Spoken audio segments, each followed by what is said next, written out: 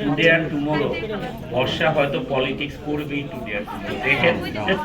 কারণ সে নেত্রী হিসাবে ভালো, তার অ্যাডমিনিস্ট্রেশন ভালো। হ্যাঁ, নেত্রী করার পরে মনে হয়েছে, প্লাস এই এতগুলি বৎসর একসাথে তার যে মানে অ্যাটিটিউড, বিহেভ, ক্যারেক্টার, মানুষের সাথে মিশা, সে যখন গ্রামে যায় কল্পনা করতে পারবেন না, 8 ঘন্টা 9 ঘন্টা পর্যন্ত, মানে সকালে দাঁড়ায় একদম বিকাল পর্যন্ত দাঁড়ায়, নিজের হাতে ইয়ে করে, মানে সাহায্য করে। মানে আমরা আছি না, আপনাদের সামনে কয়েকজনকে দিয়ে দিলাম চলে গেলাম, সেটা করে না। ইভেন তো স্কুলের ব্যাগ আছে না, আর বাচ্চারা নিয়ে যায়, এই ব্যাগ পিছনে নিয়ে ওইটার মধ্যে টাকা নিয়ে নিজের হাতে দিলাম, মানে নিজে 6 ঘন্টা 7 ঘন্টা 8 ঘন্টা পর্যন্ত দাঁড়ায় দাঁড়ায়। ধৈর্য আছে, দেশ সেবা করার মতো ধৈর্য আছে তার ভিতরে, ইনশাল্লাহ করতে পারবে। সেই বর্ষা আপু কি রাজনীতিতে যাবে কিনা বা রিয়েল নেত্রী হবে কিনা, সেটাই তো বললাম। না, তার মুখ থেকে শুনতে চাচ্ছিলাম যে তার আগ্রহ আছে কিনা, যেহেতু বিগত সময়ে আমাদের আর্টিস্টদের ক্ষেত্রে তিক্ত অভিজ্ঞতা আছে, অনেক আর্টিস্ট পরিবর্তনের পরে দেশ ত্যাগ করতে বাধ্য হয়, সেই জায়গা থেকে তার মুখ থেকে শুনতেছি এরকম আগ্রহ আছে কিনা। দেশ ত্যাগ করতে সেই বাধ্য হবে, আমরা তো ওরকম পলিটিক্স করি না যে ভাই, আমরা তো সবসময় নিরপেক্ষ, আমরা ভালোর দিকে ছিলাম। তা আমরা কখনোই ওই ধরনের পলিটিক্স, যদি কোনো না কোনো দল সাথে তো অংশগ্রহণ করেই পলিটিক্স করতে হয়। তা আমি যদি আমাকে ঠিক রাখি তাহলে আমাকে দেশ ত্যাগ করতে হবে কেন? আমি সৎ পথে থাকবো।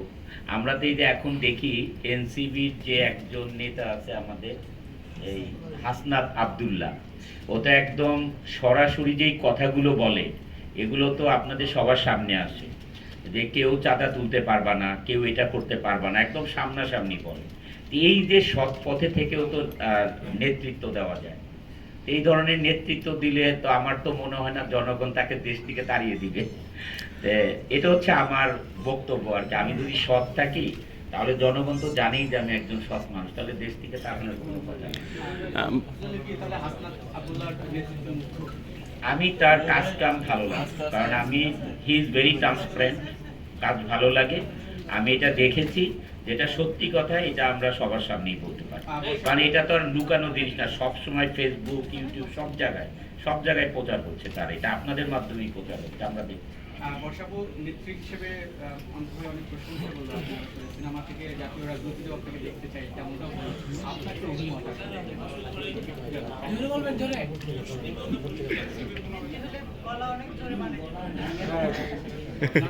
যখন নেত্রীরা লিডার দেখবেন তখন দেখবেন এত জোরে কথা আমি পুরো সিনেমাতেই বলিনি, মানে ঘটনাটা পুরো উল্টে যাবে যখন সিনেমা হলে যাবে।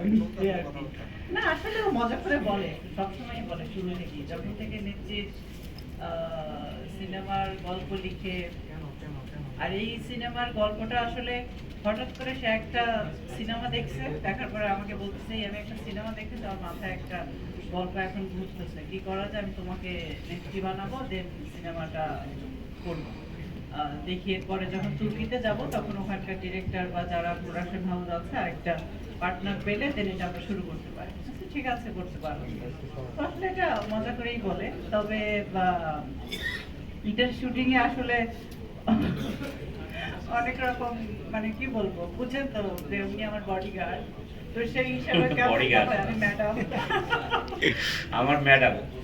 আচ্ছা, বাসায় কি এরকম সেবাতে ফিরি, আমাদের সেবাতে বিজ্ঞাপন কি নির্মাণ করবেন, তার নাম হচ্ছে হিরো খান। একটু হিরো খান ভাই আসেন। আর এই যে অ্যাড এজেন্সি এক ব্রাদার, উনি হাইকোর্টার,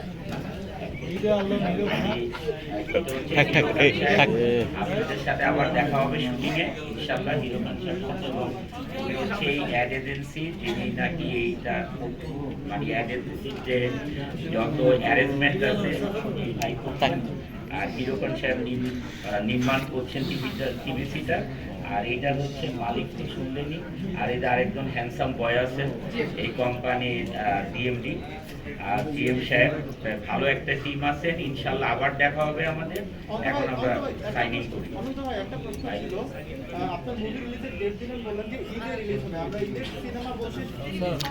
সেটা লিডার করবো না, কিল হিম 2 রিলিজ করে দিই।